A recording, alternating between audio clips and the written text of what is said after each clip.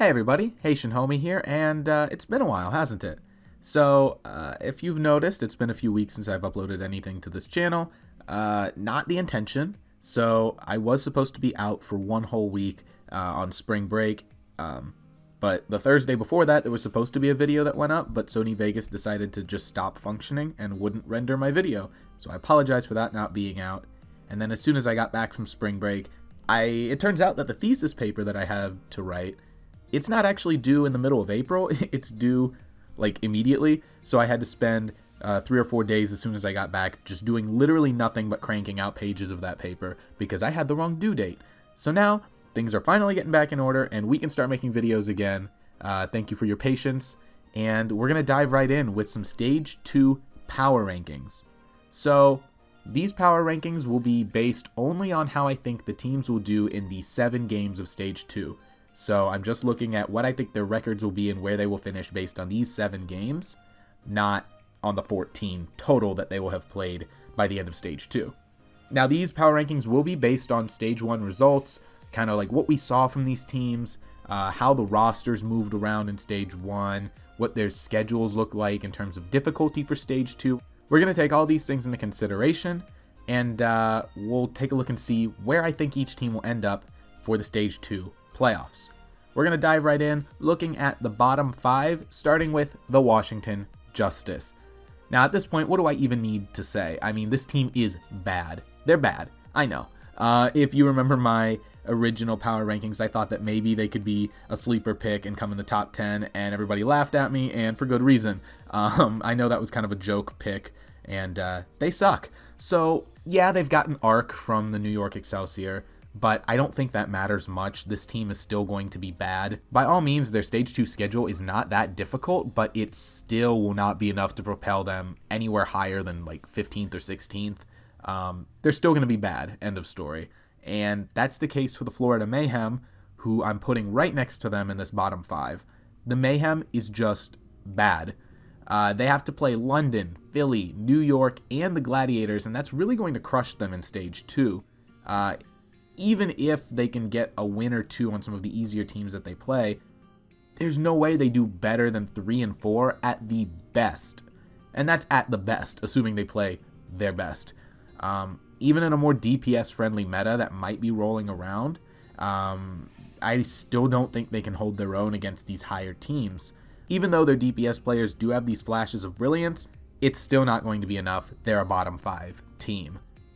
Third, we're going to be looking at the Los Angeles Valiant. Now, I don't think they deserve to be 0-7 in Stage 1, but I can't justify moving them up into a different bracket just yet, right? They're not as bad as 0-7 makes them look, but going forward, I don't think they're going to be good enough to propel into 15 or better.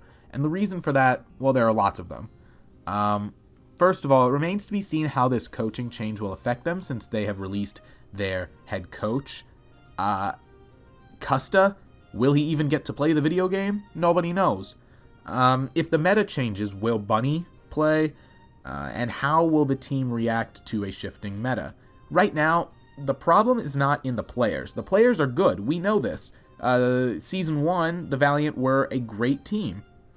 However, there are too many variables right now as far as the management is concerned, the meta is concerned, these sort of things that we don't know how they're going to shape up yet. There's too many of those variables for me right now to put a lot of faith into the Valiant, and that's why they're still in the bottom 5. And it's not the players' fault. And I feel bad for all the Valiant fans who have to sit and watch this dumpster fire because you know you've got good players on the roster, they're just not getting the help they need. And on that note, speaking of the roster, we also don't know what's going to happen with this rumored Boston Valiant trade. If players get moved around, and the Valiant end up getting fusions or something like that. Again, we don't know how this will affect the team. So for now, to be safe, they're still in the bottom 5 for Stage 2. Next is the Guangzhou Charge. Now this one is tough because Guangzhou is not a bad team, but it's a matter of a lot of other teams being good. So what you're going to see in these power rankings is that in Stage 1, there were 8 teams that went 3 and 4. That's almost half the league that went 3 and 4. So when you look at those, 2 of those teams have got to end up in the bottom 5. And Guangzhou's schedule in Stage 2 is not going to be easy, and that's why they ended up in this bottom 5 for me. They have to play the Shock not once, but twice. They play the Gladiators, and they play the Rain. Now, those 4 are going to be tough wins. Even though the Gladiators went 3-4 as well in Stage 1, we'll talk about why I think they're going to do better in Stage 2. Hint, it's Decay. But these 4 games that they have to play, Shock, twice, Gladiators, and the Rain, those are going to be tough for Guangzhou. Even their 3 games against Hangzhou, Paris, and Houston could go either way, right? With some luck, they could go 3-4 and finish middle of the pack again, but some of these games are going to be coin flips, depending on which team shows up during some of those matches, both for Guangzhou and for their competitors. Like, for example, when they play Houston in Week 5, is it going to be good Houston, or is it going to be Raucous is feeding Houston? And so these are the kind of things, it's a coin flip as to whether or not Guangzhou are going to win some of their games, and whether or not they come bottom 5 or any higher might come down to map differential. We just have to wait and see. And speaking about the Outlaws, they are the team that's going to round out my bottom 5. They're so hot and cold that it's hard to tell exactly where to put them. And of all the playoff caliber teams that they played in Stage 1, they did not beat a single one of them. That's scary when you're talking about whether or not a team is good. Yeah, you can get wins, but if your wins are only coming from bad teams, then they don't really mean a lot. Stage 2 puts them up against Vancouver, Philly, and London. Now, London is another hot and cold, questionable team, but these games are going to be tough to win. Maybe the worst thing for Houston is that they have road games in Dallas, and that's really going to shake things up. So they'll be going to that grandstand event in Dallas where they're going to be playing in their rival's house with a crowd that I think is going to be about 10 times larger than the one at Blizzard Arena. They're going to have an audience cheering against them that is as bad a rivalry as you can get. The Dallas-Houston rivalry is probably one of the biggest ones in the league.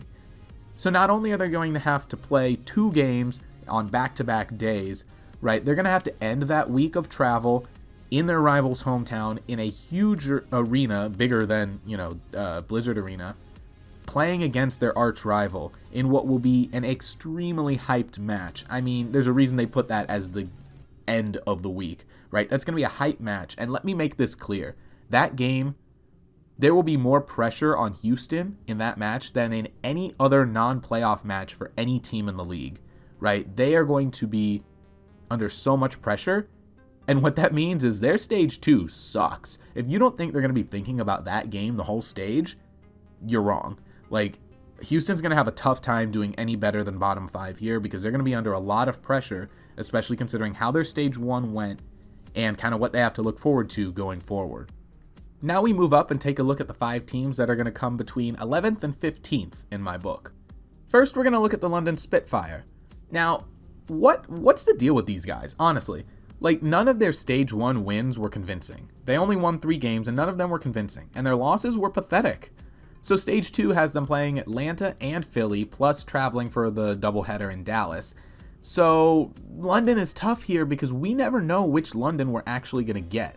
Right? They might go on a tear in Stage 2 and finish in the top 5, or they could keep slouching. And given their history, it's just impossible to tell, and I really don't know where to put them because they're one of the most polarizing teams in the league, and they always have been.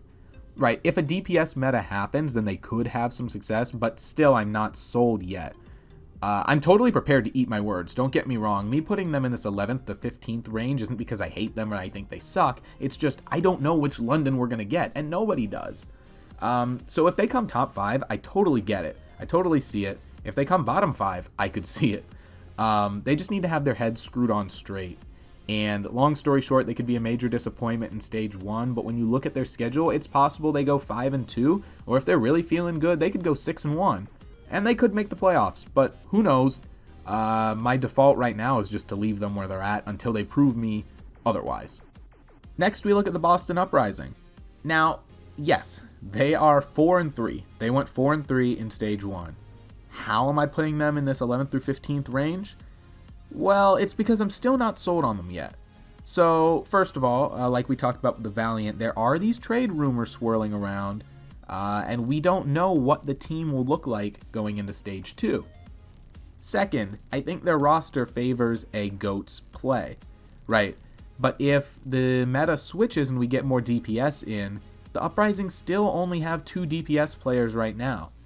Again, that could change with this trade, this rumored trade, but we don't know. Third, They got to play Atlanta, Toronto, Vancouver, and the Gladiators, and a London that might be decent.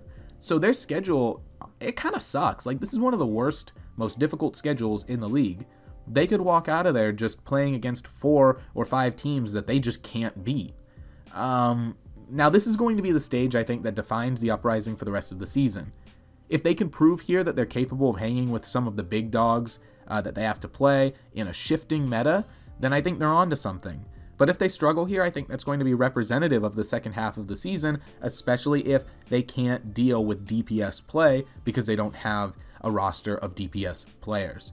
So Boston's in a weird spot, and we're just going to have to see how this plays out for them, because that's going to mean a lot going into the second half of the season after the All-Star break. Third, we're looking at the Hangzhou Spark, and again, this one is kind of a scheduling thing. They have to play the Titans, the Shock, Seoul, and they travel to Dallas for the doubleheader. Again, travel is going to be tough on a lot of these teams. And the Spark are capable of winning a lot of the matches in this stage, but they're also capable of losing a lot of them. In Stage 1, their only wins, after all, came from a Shanghai Dragons who did not have a main tank, a Los Angeles Valiant that doesn't have a soul right now, and the Gladiators who were running Decay on their lineup for the first week. So that was going to be a rocky game for the Gladiators.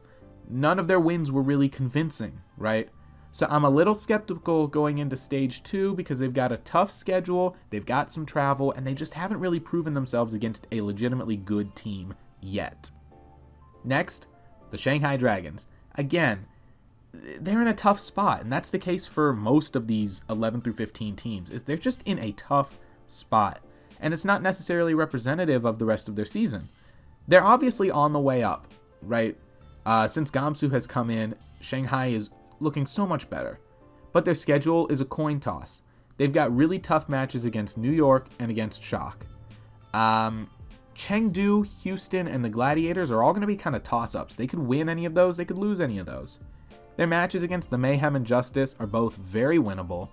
So for the Dragons, this is going to come down to map differential. They could go 3-4, they could go 4-3, but whether they finish top 10 or bottom 10 might just come down to how many maps they win and how convincingly they win against those easier teams. That's the case with a lot of these 3 and 4 teams, these 8 teams who all finished 3 and 4 in Stage 1. It makes them really tough to pin down. After all, if you look at the Stage 1 standings, the teams from 12th through 15th were all separated by just one map. And that's kind of what we're looking at with my predicted 11 through 15 teams, is they're all going to be really close, and it just comes down to map differential. That makes these teams in a really weird place, and it makes it tough to pin them down into these little 5-team chunks, because a couple of them could fall just outside of it, either a little higher or a little lower. Finally, closing out the 11 through 15 range is the Paris Eternal. So it's the same story. Again, with a shifting meta, it'll be interesting to see how their DPS players Soon and Shadowburn adapt to it. Now, I do think they have one of the easier schedules in the league, with most of their matches being winnable, except for maybe the ones against Toronto and possibly London. That's if London shows up, of course. But again, there are some variables here that make this team really difficult to judge. So I am excited, I'm intrigued. I would love to see them break out in Stage 2, but they kind of fell apart in the second half of Stage 1. And if the meta doesn't really shift to favor them, then they're going to have a tough time. It's tough to tell. That's the case with a lot of these teams in this 11 through 15 range. It's tough to tell, but I'd love to see the Eternal make a breakout performance in Stage 2 and run for the playoffs. Cruising right along, we're going to take a look at the 6 through 10 range, and these ones are a lot easier to figure out. First of all, we're going to look at the Philadelphia Fusion. Now, I think my boys reside in the 6th or 7th range, just barely out of the top 5 for Stage 2. And this is due to the sheer difficulty of their Stage 2 schedule. Now, the Fusion have to play New York twice, they have to play the Shock, they have to play the Defiant, and they play the Spitfire, which I consider a sleeper pick for anyone who has to play them because they might show up and beat you that day. Now, I do think in Stage 1, the 5-2 record for the Fusion was misleading. I have no doubt that we would have beaten Florida if Boombox was healthy, and they may have even beaten The Fuel, they could have gone 7-0, at the very least 6-1, but that doesn't help us going into Stage 2, looking at where we're going to finish the Stage 2 playoffs standings. If the DPS meta rolls around, Carpe and EQO should be fine. I think Carpe is, of course, going to do a lot better in a DPS meta than he does on Zarya, where he often gets outclassed by other Zaryas. So I'm thinking and hoping that they can hold their own against other DPS duos, but at the same time, you look at this top 10 and there's going to be a lot of new powerful DPS duos that we didn't have last year. So some of these matchups, especially against something like New York or against the Defiant or even against the reworked San Francisco Shock, are going to be really interesting to see how it all plays out. But the Fusion should still be a top 10 team playoff contender in Stage 2. Next, we have the Dallas Fuel. So Dallas was just barely on the cusp of making the Stage 1 playoffs, and I think they're in a good position to do just as well or better in Stage 2. Now, they do have some tough matches. They've got to play Vancouver, they got to play Toronto, they got to play Seoul. But if they even steal one of those matches, which I think they could, I think that they can beat either Toronto or Seoul. So if they steal even one of those matches, they'll be in a good spot because they get to play in front of their home crowd against the Valiant and Houston. Those should be easy matches. They should be fired up and take both of those. They can probably roll Paris and Florida. So if they steal one match from one of those top teams, they could be 4-3, 5-2, something like that. And hopefully this time they won't ruin their own map differential, which is really what ended up costing them the playoffs. They ruined their own map differential. They had the 4-3 record. They just lost a couple maps that they didn't need to lose. Their DPS lineup is nasty, and it'll be amazing to see them in action if we do get a more DPS focused meta. So I'm expecting a good stage from them. I don't expect them to do worse than in Stage 1, and they could even do a little bit better. Next up, Seoul Dynasty. And the long story short here is that I think Seoul finally figured out how to play Overwatch. Unfortunately, they have a tough stage. They've got to play Vancouver twice. But they should beat the Outlaws and the Valiant. They could go either way with the Gladiators, Dallas, and Hangzhou. So, again, it's just like the Fuel. Some of these are toss-ups, but they could easily go 4-3 or 5-2. And if they do well in Stage 2, then I think Seoul might finally be here to stay. They should have no problem coming in the top 10. Whether or not they make the playoffs or they end up just outside it again, that's up for debate. But they should still be doing okay, unless they, for some reason, implode. But we'll see. Next up, we're looking at the Los Angeles Gladiators. So, I know the Gladiators went 3-4 in Stage 1. They had a losing record, I'm aware. But that does not tell the whole story, right?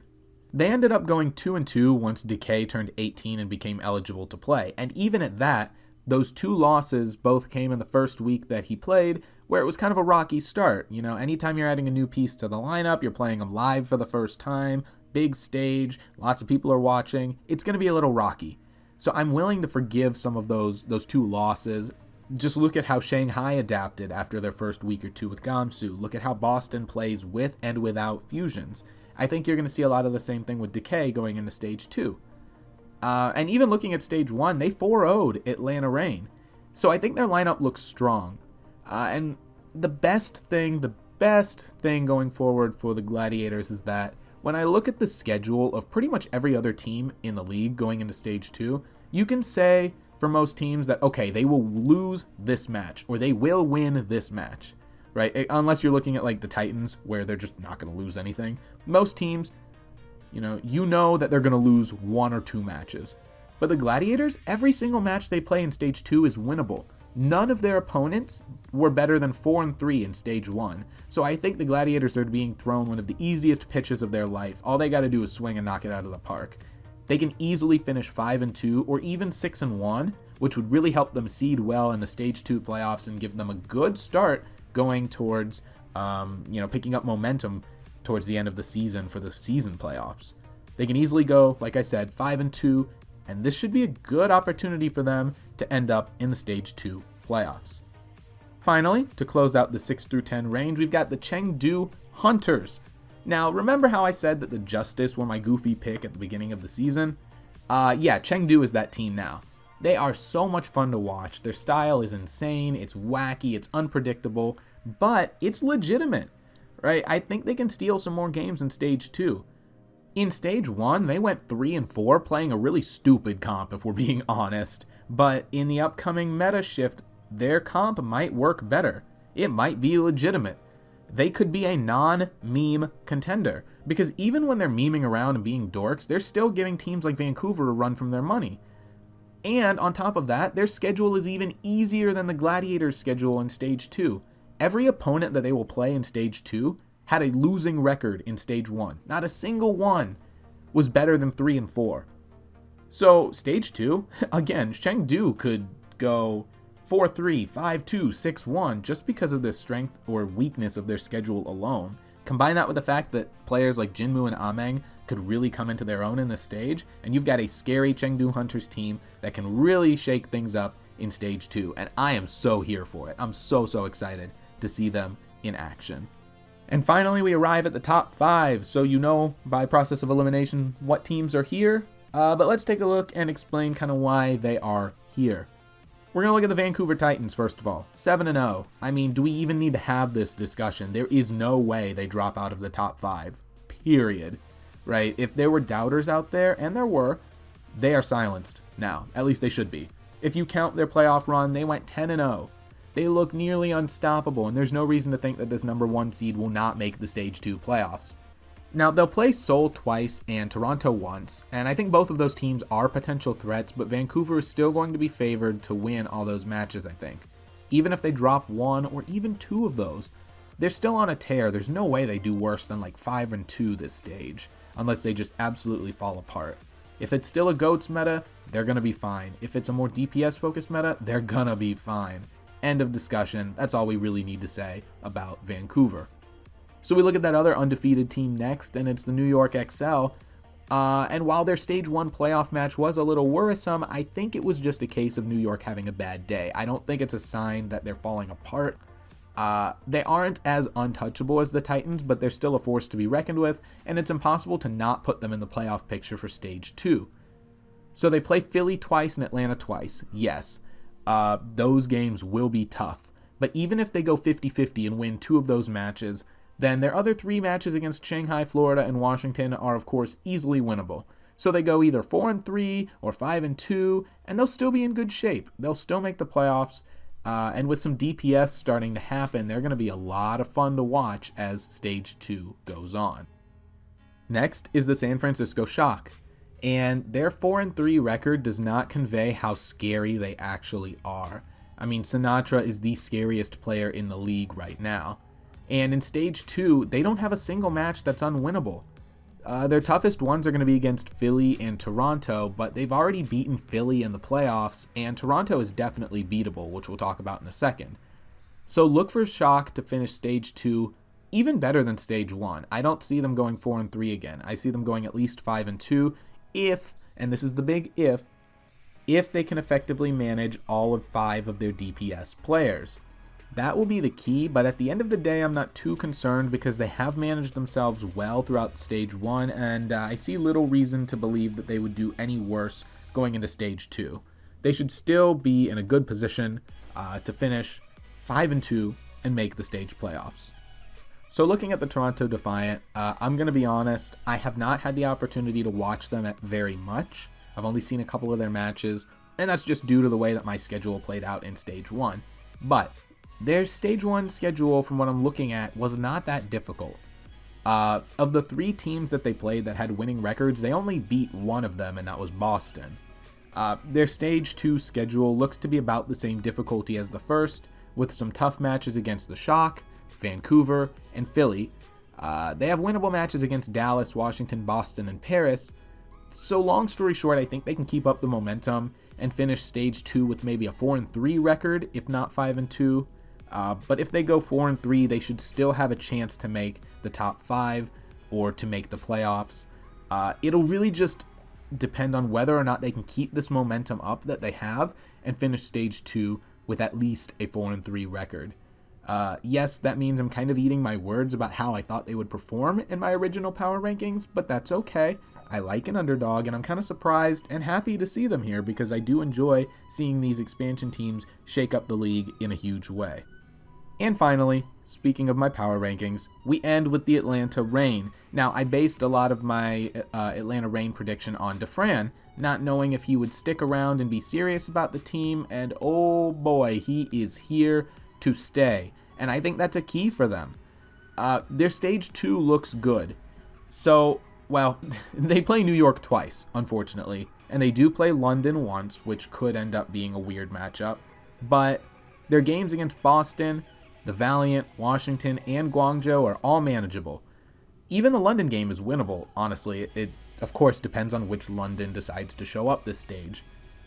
So I think Atlanta is in a good spot because if the meta stays as it is, they're in awesome shape. Defran is doing great on Zarya, doing amazing things, and I think their team is looking strong.